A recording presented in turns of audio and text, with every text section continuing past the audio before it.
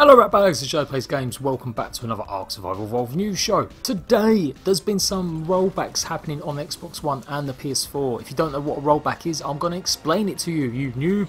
Not to mention some information about what Wildcard are doing about capacity full servers online. If you've been trying to get onto some of the official servers since the actual launch of the game, you may have found it quite difficult, particularly for some of the new content ones like Ragnarok. Have they managed to recover? Are there enough servers now a week on? And we'll be taking a look at reports that duping is still rife and it's actually been committed by other YouTubers. Exposed!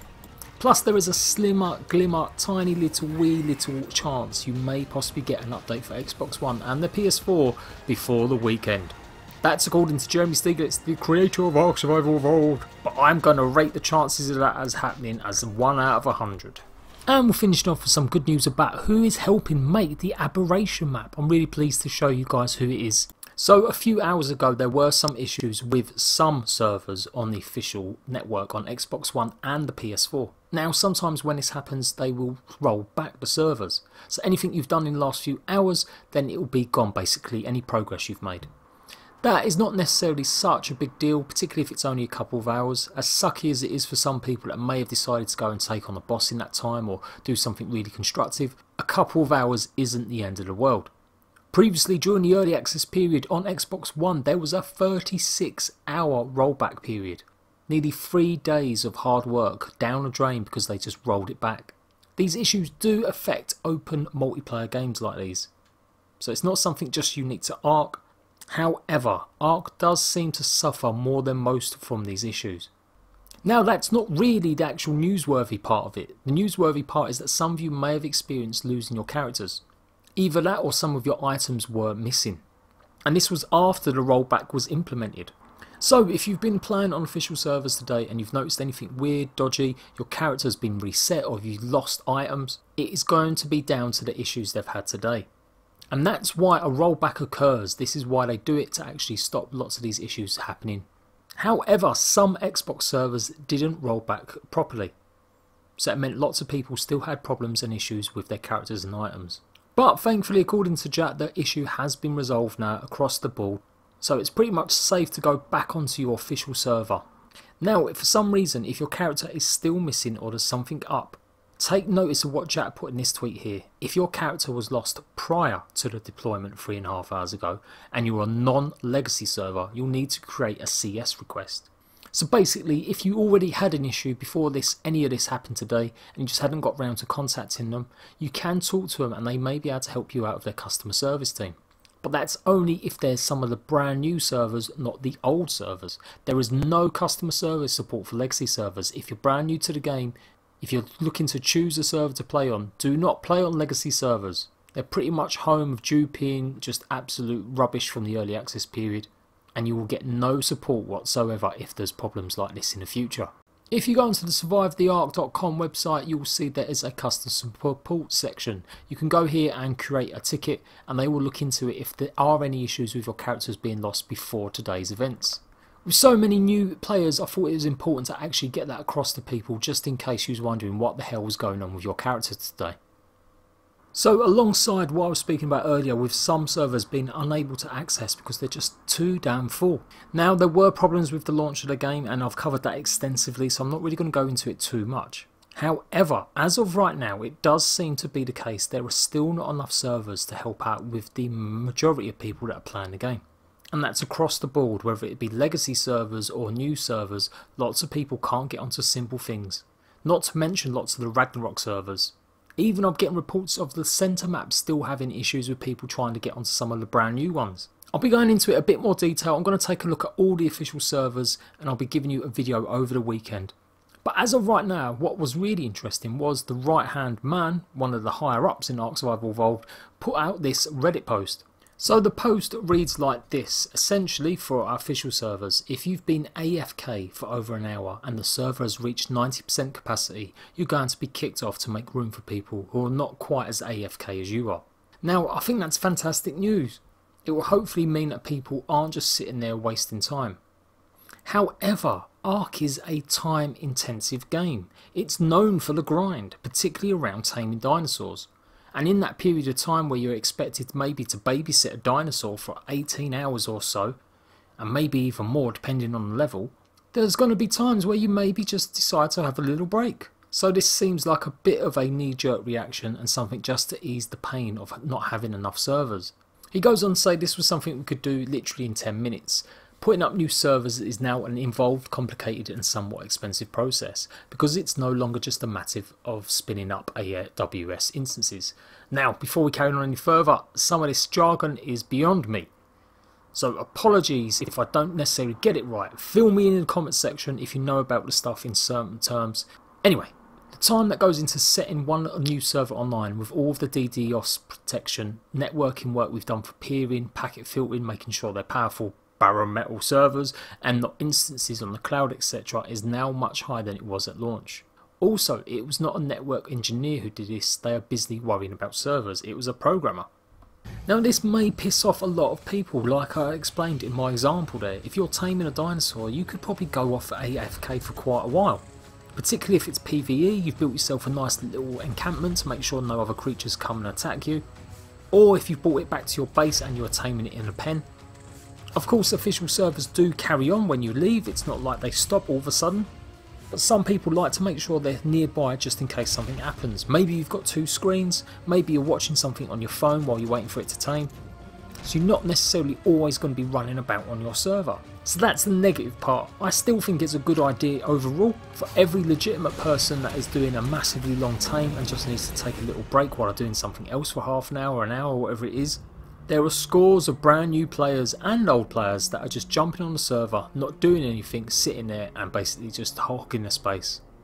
But it's the behind the scenes that is important to me, why they have to implement this, whereas the $100,000 they said they was investing into the official network.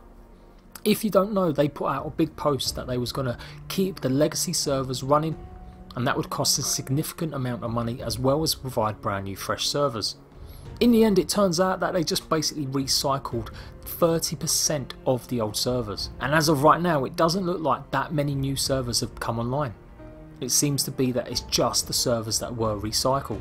Now there are a few extra servers, I'm not going to say they haven't provided absolutely any, but in terms of the proof is in the pudding, there are so many players that cannot get onto the official servers. Particularly more of the unique game modes, like Primitive Plus even, as well as other ones like No Tame, No Tech, etc. So while hopefully this might be just a temporary measure until things calm down, or they actually supplement the server status with brand new servers, it does seem a little bit crap. It's a good idea, but the reasons behind it are a bad idea. That's what I'm kind of trying to get across. It will help out in the short term, but long term it shouldn't come to this decision to do this. They need to work better on actually communicating about what's actually happening with the official servers. ARK Survival Evolved is no longer an early access game, it cannot hide behind that anymore. Wildcard for so long have worked very hard and have been one of the most innovative game developers I've actually seen. However, it seems the official launch of the game has not stopped some of the old problems creeping back in. So let me know if you are actually on the official servers, are you having problems accessing your actual favourite game mode? What are the server capacities like? Is the population high? And what is the stability like on these servers? Comparatively, how much rubber banding is going on, and how many times are you getting booted a lot from your official servers. And sad to say, I still get daily tweets from people saying they're getting DDoSed. I recently got this one, and this is probably the 5th one today, saying that DDoS is still alive and well on Xbox. My server on the new official is being held hostage by a DDoS tribe. And I'm not over exaggerating, I get up to 5 to 10 of these notifications or messages a day saying there's still problems. Already there's brand new duping methods come out.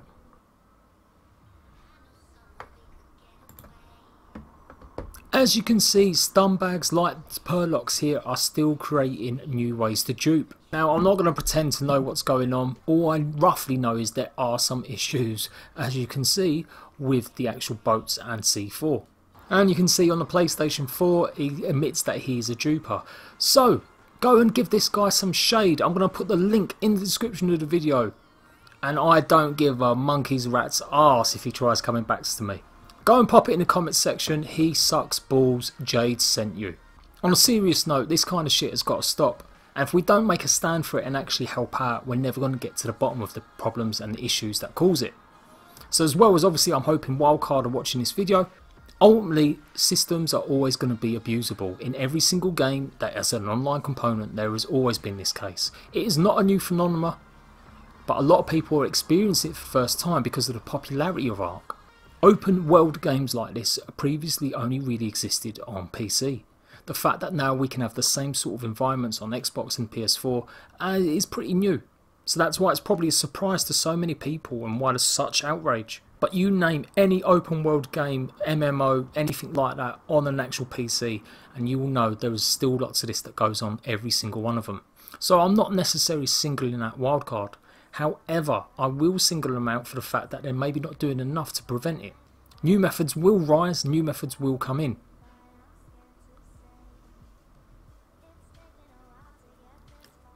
Now I didn't get a chance to reach out to Wildcard till showing you this, so I don't know if this dude has already been banned, I hope so. But like I said, go and check him out, go and tell him he sucks balls, Jade sent you. And of course leave a big fat dislike on it as well. And to any dupers watching this who think it's a load of shit, go fuck yourself. If the only way you can play and enjoy the game is by doing this tedious method of wasting hundreds and hundreds of C4 and boats and running around, then you seriously need to get a new life. Now at the end of this video, this dude posts that he's just doing this video to show people it can still happen and that's why he's posting it. As if he's the great big hero, well done you. But if he was really genuinely concerned about this, he would have made this actual private and sent it to the developers himself. And he wouldn't be bragging about actually causing the servers to crash in chat in game. So that's why I'm telling you to go and throw this motherfucker some shade. I don't believe for 1 second that he's doing this out of the goodness of his own heart and he just wants people to know. If that is the case, he would have posted the video to Wildcard privately. So on to maybe hopefully a little bit better news. Jeremy, the man who should not be allowed on Twitter, has said also preparing Xbox and PS4 release candidates 268 content including the Yotta Phoenix, aiming for pre-Hurricane Irma Friday release, we'll see. He's just about to release the actual dev kit and hopefully in the dev kit there'll be a lot more goodies about what's to come. So I still say take that with a pinch of salt. Jeremy I don't think has got a ETA correct in the last 6 months. He just doesn't understand. It's okay Jeremy, you just keep making the game. So possibly there could possibly, and I say possibly one more time possibly, an update on Friday. But again, like I stressed in my video, does anyone really give a monkeys? With all the brand new fresh content, aren't you enjoying the rest of the Ragnarok map and everything else that's in the game? Let me know whether or not you're desperate to see the Otter or the Phoenix. So someone asked Ben Burkhardt about something to do with the centre. And he also asked him, are you working on the Aberration map? Ben Burkhardt says yes, he'll be working full time on it. If you don't know, Ben Burkhardt, otherwise known as Evil Mr. Frank, created the centre map. And I think it's fantastic news that he's working full time on the Aberration map. While it doesn't mean he's necessarily in charge of it, it's still good to see his talents aren't being wasted. There seems to be a little bit of negativity sometimes in people talking about the centre map compared to the ISO Crystal Isles mod as well as the Ragnarok map. But hands down, if Ben Burkhardt hadn't won the initial competition for the mod competition which Wildcard started, I don't think we'd see such a great variety in maps and Ark Survival Evolved. Not to mention nearly everything he does is handcrafted. While he has imported things himself, particularly from the game files obviously to keep the tone of it, the structuring, the landscaping is all crafted by hand. So I'm really pleased, I can't wait to see what Aberration really looks like and it's made me feel a lot better about the map now that I know someone who I really like is actually helping out with it.